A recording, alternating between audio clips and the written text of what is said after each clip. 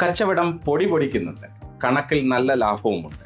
പക്ഷേ മാസാവസാനം സപ്ലയർക്ക് കൊടുക്കാനോ സ്റ്റാഫിന് ശമ്പളം നൽകാനോ കയ്യിൽ പണമില്ലാത്ത അവസ്ഥയാണോ?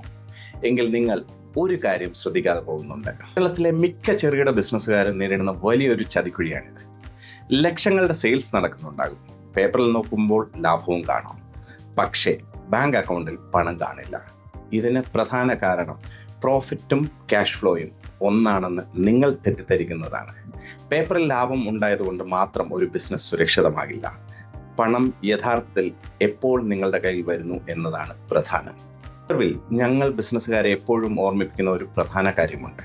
പ്രോഫിറ്റ് എന്നത് വെറും ഒരു കണക്ക് മാത്രമാണ്, പണം ആണ് യാഥാർത്ഥ്യം. ലളിതമായി പറഞ്ഞാൽ, നിങ്ങൾ 1,00,000 രൂപയുടെ സാധനം വിറ്റു, അതിൽ 20,000 രൂപ ലാഭമുണ്ട്.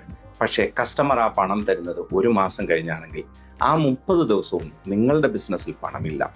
ഇത് മാറാൻ നിങ്ങൾ 3 കാര്യങ്ങൾ ശ്രദ്ധിക്കണം. 1. കൃത്യമായ ഒരു ക്യാഷ് ഫ്ലോ സ്റ്റേറ്റ്മെന്റ് സൂക്ഷിക്കുക. 2. കടം കൊടുക്കുന്ന കാലാവധി അഥവാ ക്രെഡിറ്റ് പീരീഡ് പരമാവധി കുറയ്ക്കുക. 3.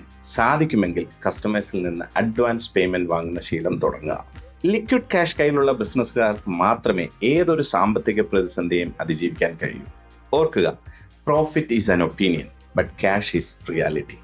നിങ്ങളുടെ ബിസിനസ്സിൽ നിന്ന് നിങ്ങൾ പോലും അറിയാതെ പണം ചോർന്നു പോകുന്ന 3 ബ്ലാക്ക് ഹോളുകൾ ഏതൊക്കെയാണെന്ന് അടുത്ത വീഡിയോയിൽ ഞങ്ങൾ പറഞ്ഞു തരാം.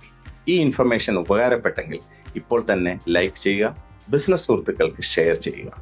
ബിസിനസ് സിസ്റ്റങ്ങളെക്കുറിച്ച് കൂടുതൽ പഠിക്കാൻ ബിസർവ് ഫോളോ ചെയ്യുക.